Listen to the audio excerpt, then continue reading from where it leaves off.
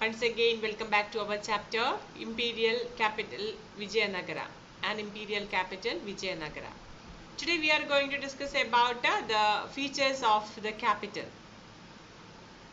What are the facilities we can see in the capital of Vijayanagara and what were its features? All that we are going to see in today's class. How we get information about the capital city of Vijayanagara? Several several travelers visited the city and they wrote about it. From their writings, we will get information about the capital Vijayanagara. Italian trader named Niccolo Conti, Persian ambassador Abdul Razak, a merchant named Afnasil Nikitin from Russia, all of whom visited the city in the 15th century. These people visited the city of Vijayanagara in the 15th century. So Niccolo Conti, Italian, was an Italian traveler. Persian ambassador Abdul Razak, then merchant named Afnasil Nikitin from Russia. All these people visited Vijayanagara Empire in the 15th century. Durand Barbosa, Domenico Pias, and Fernando Nunes from Portugal. These people visited Vijayanagara Empire in the 16th century. From their writings, we will get more information about the city of Vijayanagara. One of the special features of Vijayanagara Empire was that its water availability.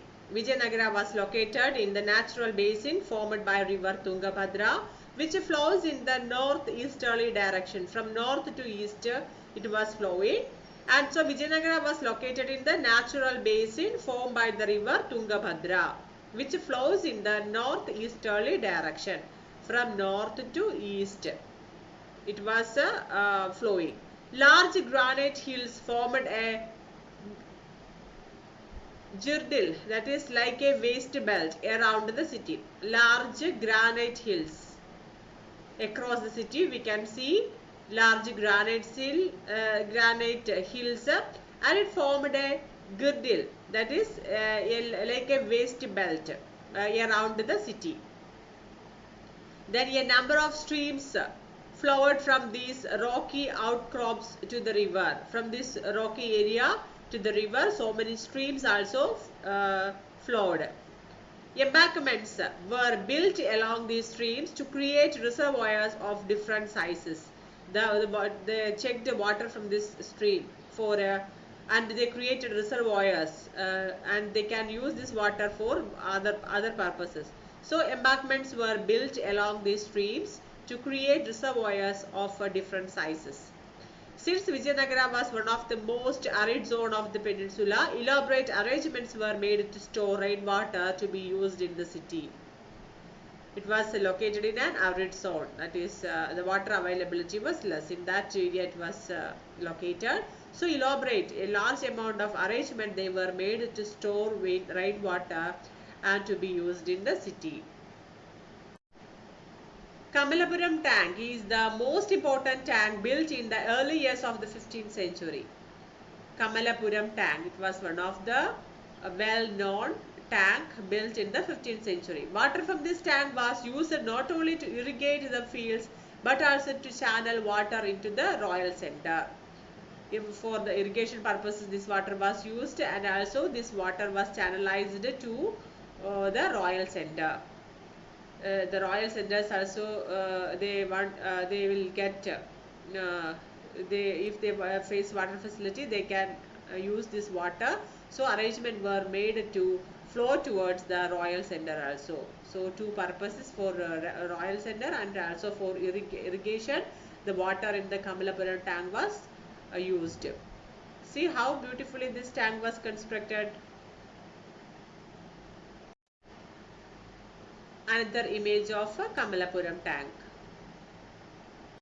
And this is the another image of distribution canal. From this tank and from river, the water was channelized through this type of canals to other part for using irrigation and for other purposes. So this is one of the image of distribution canal. See the features of water resources. The Hiria Canal was one of the most prominent waterworks This canal drew water from a dam built across the Tungabhadra and irrigated the cultivated fields that separated the sacred center from the urban core. This canal was built by kings of the Sangama dynasty. Another canal is the Hiriya Canal, and it is one of the prominent waterworks of Vijayanagara rulers. This canal drew water from a dam built across the Tungabhadra river. In Tungabhadra river, they constructed a dam, and from this dam, this water was channelized. And this water was used for irrigation, irrigate the cultivated fields. And this cultivated field separated the sacred center from the urban core. This canal was built by kings of Sangama dynasty. The Hiriya Canal was built by the kings of Sangama dynasty. Now see the features of fortification. In the beginning of this chapter, we already come to know around this Vijayanagara Empire, we can see so many fortification was made. The accounts of Abdul Razak about the wall of the Vijayanagara Empire.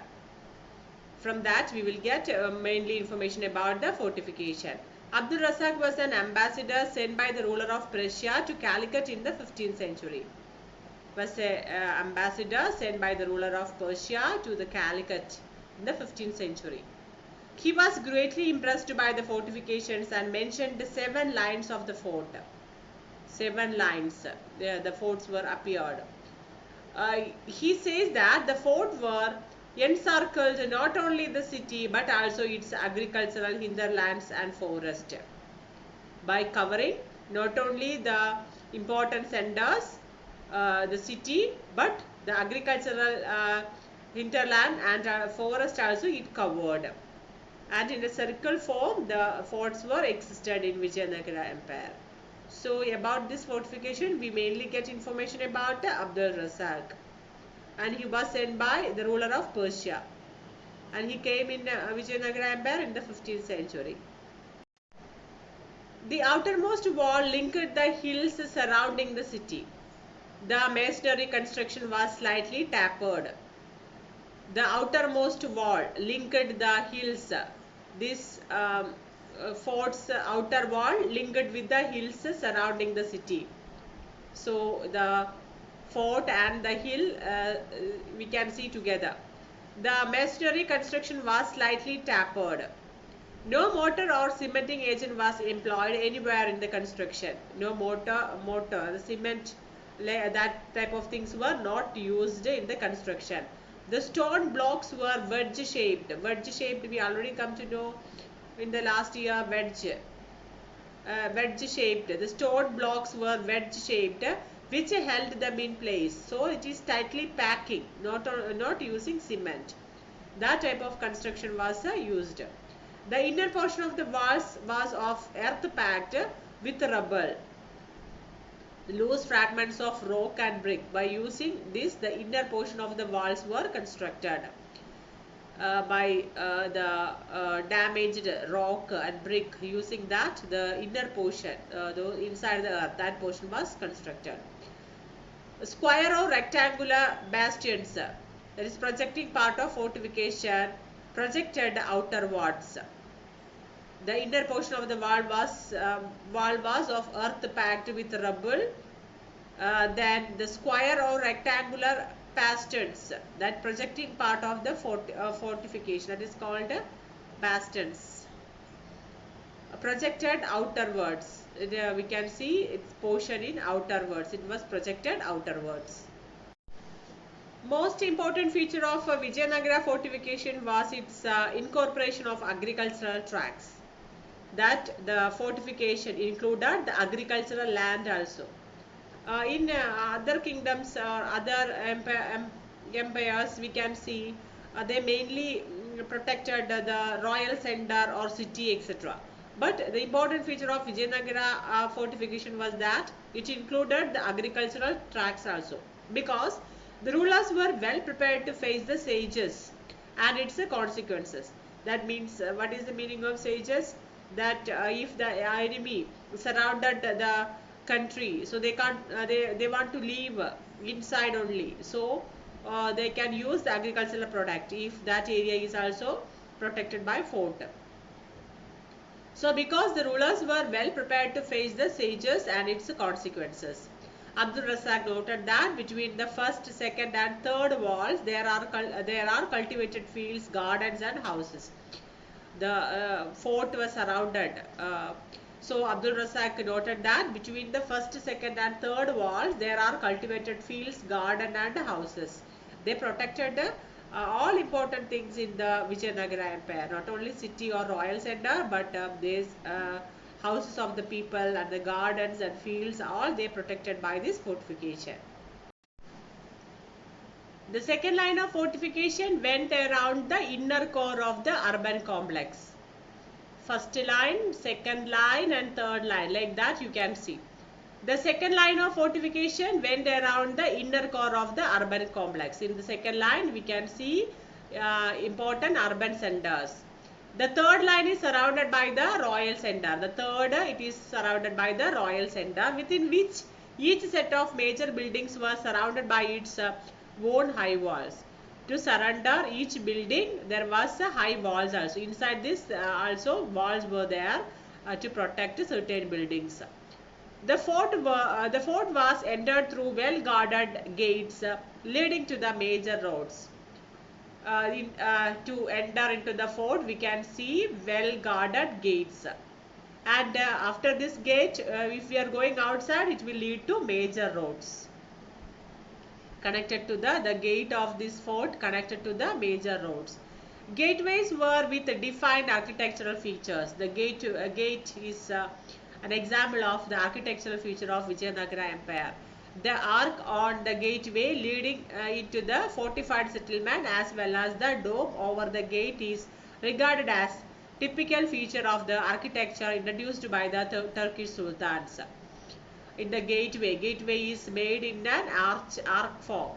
In an arc form, after that we can see a above that we can see a dome like thing, like a dome like thing.